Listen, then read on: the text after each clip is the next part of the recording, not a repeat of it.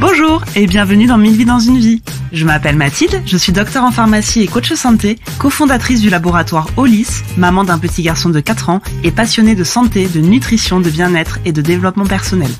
Dans ce podcast, mon objectif est de proposer en toute sincérité, humilité et bienveillance des clés à toutes les femmes pour leur permettre de vivre pleinement, de s'épanouir à chaque étape de leur vie et de ne renier aucun de leurs idéaux. En bref, de vivre 1000 vies dans une vie et en pleine forme. Au menu, des conseils, des éclairages et des pistes pour que chacune d'entre vous puisse prendre pleinement conscience de ses potentiels, de ses besoins et que vous puissiez devenir l'actrice principale de votre vie, de votre santé et de votre bien-être. Allez, c'est parti pour un nouvel épisode. Alors, dans ce nouvel épisode de 1001 vies, aujourd'hui nous allons parler du fer. Alors, pourquoi parler du fer et des idées reçues qui gravitent autour ? Parce qu'il faut savoir, selon l'OMS, donc l'Organisation mondiale de la santé, que près de 30% des femmes dans le monde sont carencées en fer. Donc c'est vraiment, on va dire, un des premiers mots féminins. Et c'est vrai qu'il y a beaucoup d'idées reçues qui circulent, on va en voir 5 ensemble, et on va essayer de décortiquer un peu le vrai du faux, et vous verrez que tout est toujours question de nuances. Allez, c'est parti. Première idée reçue, de toute façon, la carence en fer, c'est pour les véganes et les végétariennes. Alors ça, c'est vraiment une idée qui circule énormément et où on a l'impression que de toute façon, les seules personnes et les seules femmes qui peuvent être concernées par les carences et l'anémie en fer, c'est les femmes qui ne mangent pas de viande, de poisson ou d'œufs. Alors c'est vrai et c'est pas vrai. C'est pas vrai dans le sens où c'est contre-intuitif, mais en fait, 80% du fer que vous assimilez chaque jour dans votre alimentation est d'origine végétale. Par végétal, donc j'entends fruits, légumes, céréales, légumineuses, et donc vous avez 80% de vos apports de fer qui sont assurés par les végétaux. La viande, dont la viande rouge, les poissons, les œufs, c'est seulement 20% des apports totaux en fer dans votre alimentation et dans votre journée classique. Alors qu'est-ce que ça veut dire ? Ça veut dire qu'aujourd'hui, c'est pas si simple que ça et que ce qui va primer pour ne pas être carencé, ça va être vraiment de faire attention à l'équilibre. Que vous soyez vegan, végétarien ou que vous mangez de la viande. Je m'explique. Si aujourd'hui vous mangez un steak tous les jours, mais à côté c'est des frites, des pâtes raffinées, du coca, je caricature un petit peu, et beaucoup d'alimentation industrielle, vous aurez presque plus de chances d'être carencé en fer que si vous mangez peut-être moins de viande ou pas du tout de viande, mais que vous avez au menu tous les jours des légumineuses, des céréales complètes, des végétaux très riches en fer, et du coup, voilà, ça repose complètement l'idée reçue que, en fait, il faut absolument manger de la viande pour ne pas être carencé. C'est faux. Dans tous les cas, quel que soit votre régime alimentaire, que vous soyez végane, végétarienne ou omnivore, si j'ose dire, vous devez faire attention à l'équilibre, et c'est l'équilibre de votre alimentation qui déterminera notamment si vos apports en fer sont corrects. Idée reçue numéro 2. Moi, de toute façon, le fer ne m'en parle pas, je ne le supporte pas. C'est même pas la peine d'imaginer que j'en reprenne. La dernière fois, c'était une catastrophe. J'ai tout arrêté. Alors ça, c'est une idée reçue et pas une idée reçue aussi, donc on va développer un petit peu. Ce qu'il faut savoir, en fait, c'est que le fer, on le prend jamais tout seul. Par tout seul, j'entends que le fer, pour le véhiculer dans un comprimé, dans une gélule, il est toujours sous forme de sel. Le sel, en fait, c'est comme un véhicule, c'est-à-dire qu'en fait, vous avez quelque chose qui va vous permettre d'amener le fer dans votre organisme. Si je prends le parallèle, par exemple, avec le magnésium, vous avez du chlorure de magnésium, du sulfate de magnésium, du bisglycinate de magnésium, vous avez du glycérophosphate, du citrate, enfin, plein de sels et plein de véhicules différents. Alors, ces véhicules, en fait, ils vont différer sur plusieurs critères. Leur teneur, justement, en éléments. Il y a des sels de fer qui sont plus ou moins riches en fer, des sels de magnésium qui sont plus ou moins riches en magnésium. Ça, c'est le premier critère. Deuxième critère, ça va être tout ce qui est assimilation et absorption, puisque on y reviendra plus tard, mais n'oubliez jamais que ce que vous mettez dans votre bouche, c'est pas ce qui est utilisable après par votre organisme. Donc c'est hyper important d'avoir des sels qui soient hyper bien assimilés, donc notamment les bisglycinates, glycérophosphate, les citrates, qui sont des sels qui amènent bien, qui sont des très bons véhicules pour amener le minéral dans votre organisme et qui passent la barrière de l'intestin. Et le troisième critère sur les sels, ça va être la tolérance digestive. Si je prends l'exemple du chlorure de magnésium, ça reste du magnésium, mais comme il est amené par le véhicule chlorure, ça va donner des troubles digestifs, c'est laxatif, et c'est même pas utilisé pour le magnésium. En fait, le chlorure de magnésium, il est utilisé pour son effet laxatif qui est induit par le sel. Donc, quand vous choisissez en fait un fer, que ça soit un médicament, que ça soit un complément alimentaire, c'est hyper important de regarder l'étiquette et de vous dire, en fait, c'est quoi le véhicule qui amène ce fer? Est-ce que c'est un bisglycinate? Ça, c'est super. Est-ce que c'est un fumarate? Est-ce que c'est un sulfate? Et en fonction du type de fer, vous aurez idée de à la fois sa qualité d'absorption, donc de son efficacité, mais surtout de sa tolérance digestive. Parce que c'est mécanique, en fait, plus l'élément il est bien assimilé et plus il est bien absorbé, et moins vous le retrouvez après dans le côlon et dans l'intestin derrière pour être éliminé dans les selles, donc moins vous aurez après de troubles digestifs qui vont être liés aussi à cette mauvaise absorption. Donc plus c'est absorbé et plus c'est bien assimilé et moins vous aurez de problèmes de tolérance digestive. Donc ce qui est hyper important quand vous choisissez un fer, c'est vraiment de regarder le sel qui va avec ce fer. Est-ce que c'est un bisglycinate? Est-ce que c'est un gluconate? Est-ce que c'est quelque chose quand même de bonne qualité? Attention, bonne qualité, souvent c'est un peu plus cher. C'est aussi pour ça que vous le trouvez pas dans les médicaments, puisque les industriels pharmaceutiques aujourd'hui ont pas fait des choix, on va dire, de tolérance digestive. Ils ont plutôt fait des choix, on va dire, économiques. Donc c'est hyper important, de ne pas vous dire que tous les fers sont catastrophiques au niveau digestif. Non, il y a des fers qui sont très bien assimilés, il y a des fers qui sont très bien tolérés au niveau digestif. Donc vraiment, allez regarder maintenant sur les étiquettes et faites votre choix en toute conscience et de façon éclairée. Idée reçue numéro 3. Moi, de toute façon, prendre des compléments alimentaires, très peu pour moi. Je vais manger du boudin noir tous les jours et puis ça suffira bien à remonter mes taux de fer. Oui et non. Encore une fois, on est sur quelque chose qui peut être totalement possible, mais qui est aussi impossible dans certaines situations. Je m'explique. La philosophie que je porte, c'est que de toute façon, effectivement, l'alimentation, ça reste le premier des médicaments, ça reste la première des bases à prendre en compte quand on veut se corriger sur des apports de nutriments. Donc, c'est évident que si aujourd'hui vous prenez une supplémentation en fer, mais qu'à côté vous mangez ultra industriel, ultra raffiné, pas de fruits, pas de légumes, des viandes de très mauvaise qualité, vous allez certes remonter vos taux en fer tant que vous prendrez la complémentation, mais le jour où vous arrêtez, vous allez à nouveau être carencé assez rapidement, le temps que vos réserves s'épuisent à nouveau. Donc c'est ni durable, ni bon pour la santé. Par contre, il y a des situations, et on va les lister, il y en a 4, qui nécessitent souvent de se supplémenter en plus d'une alimentation équilibrée. Et je dis bien en plus d'une alimentation équilibrée. C'est déjà tout ce qui va être désir de grossesse. Parce qu'il faut savoir que quand on veut envisager une grossesse sereinement, le bébé va vous prendre énormément aussi de réserves et de stock de fer pendant cette grossesse, puisqu'il faut créer le placenta, il faut que le bébé aussi ait sa propre circulation sanguine. Donc, vous allez avoir des besoins qui vont être augmentés. Et ce qu'on recommande, c'est déjà de partir avant la grossesse avec un stock de fer, donc c'est-à-dire une ferritine, c'est la molécule qu'on dose quand on fait une prise de sang et qui est le reflet de votre stock de fer. On veut que la ferritine, elle soit quand même le plus élevée possible pour que vous soyez dans de bonnes conditions.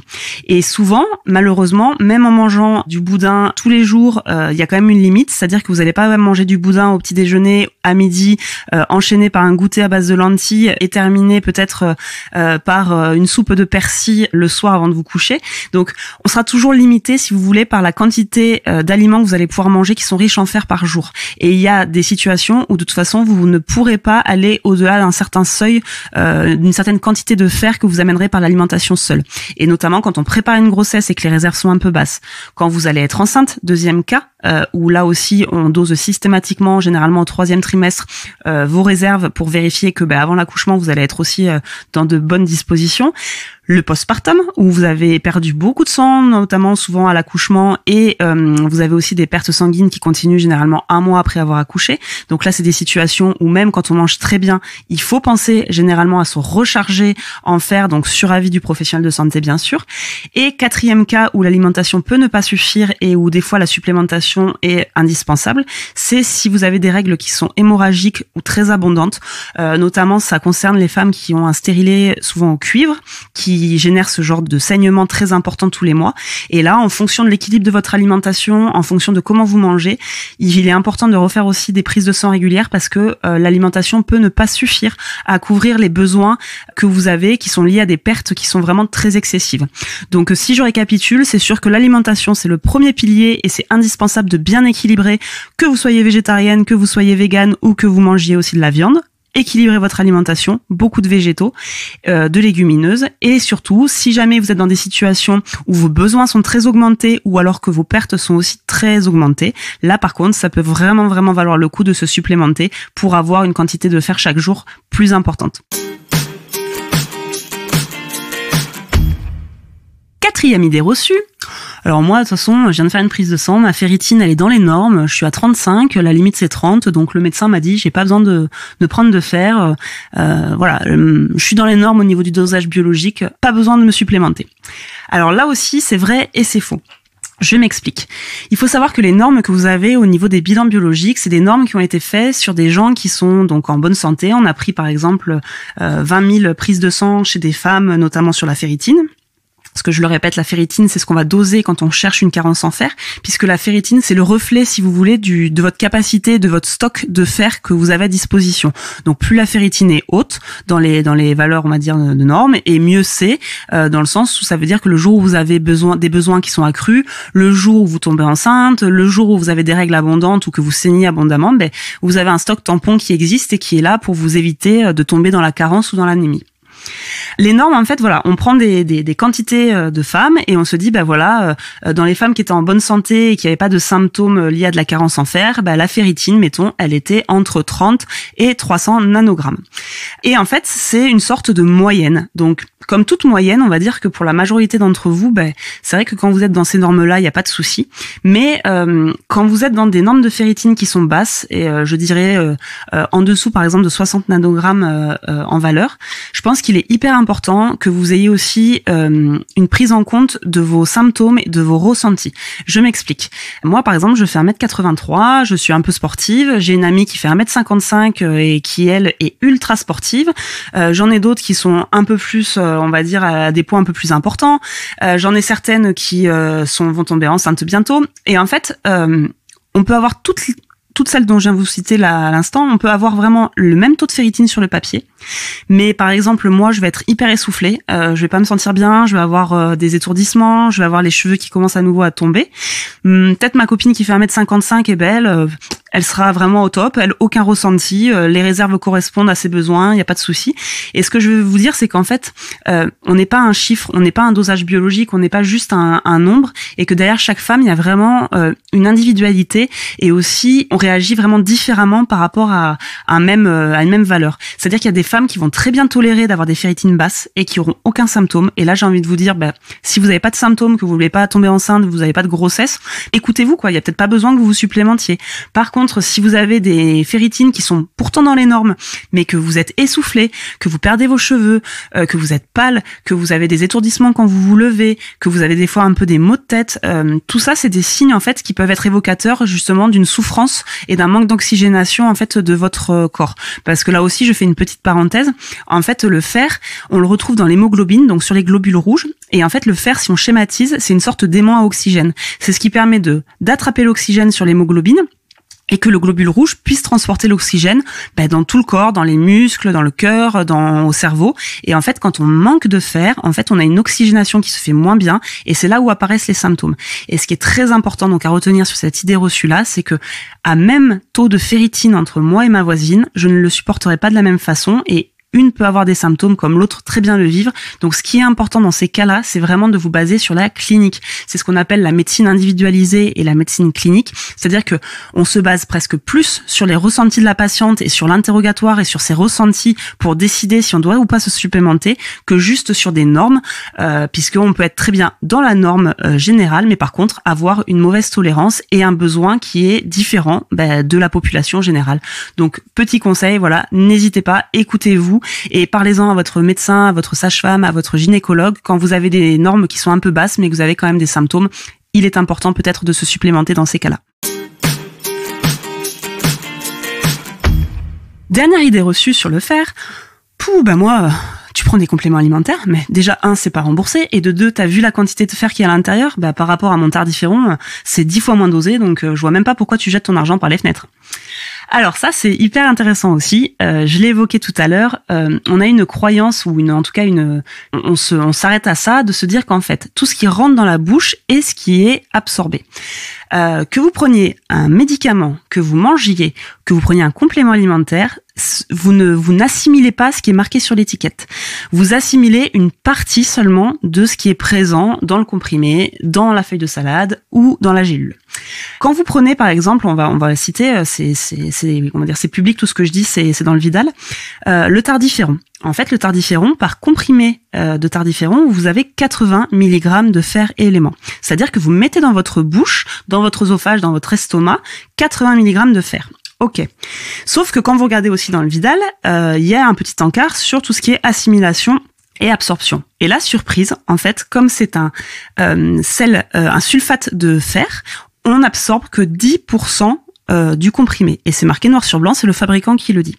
Donc ça veut dire que sur vos 80 mg que vous mettez dans la bouche, au mieux du mieux, vous allez avoir 8 mg qui vont rentrer au niveau intestinal et passer dans la circulation sanguine pour être utilisés dans votre corps. Donc c'est très peu, c'est donc 10% de ce que vous avez mis dans la bouche. Donc on a 8 mg avec le tardiféron. Si je prends un complément alimentaire, donc réglementairement on n'a pas le droit de mettre plus de 14 mg de fer par gélule. Et prenons aussi l'exemple d'un fer sous forme de bisglycinate qui est très bien assimilé. Donc un bisglycinate de fer, en gros, il va permettre que 30% du fer qui véhicule passe au niveau intestinal et soit assimilé. Donc si je refais un petit calcul, 14 mg fois 30%, ça fait que par gélule, j'ai 4,2 mg de fer qui rentrent effectivement dans mon organisme et qui vont être utilisés. Donc ça veut dire quoi? Ça veut dire que par exemple, si j'ai mon médecin qui m'a prescrit du tardiféron à un comprimé par jour, 2 gélules de complément de bisglycinate de fer vont amener au final la même quantité de fer dans mon organisme. Donc ne vous arrêtez pas à ce qui est marqué sur l'étiquette en termes d'éléments, que ça soit du magnésium, du fer, du zinc. C'est hyper important et ça revient sur l'idée reçue numéro 1 de regarder quel est le véhicule, c'est-à-dire quel est le sel du minéral qui est utilisé. Et rappelez-vous, il y a des véhicules qui sont plus ou moins efficaces, qui absorbent plus ou moins bien. Et donc plutôt que de réfléchir à ce qu'on met dans la bouche, c'est toujours hyper intéressant de se dire qu'est-ce qui rentre au final dans mon corps et qu'est-ce qui va être utilisable.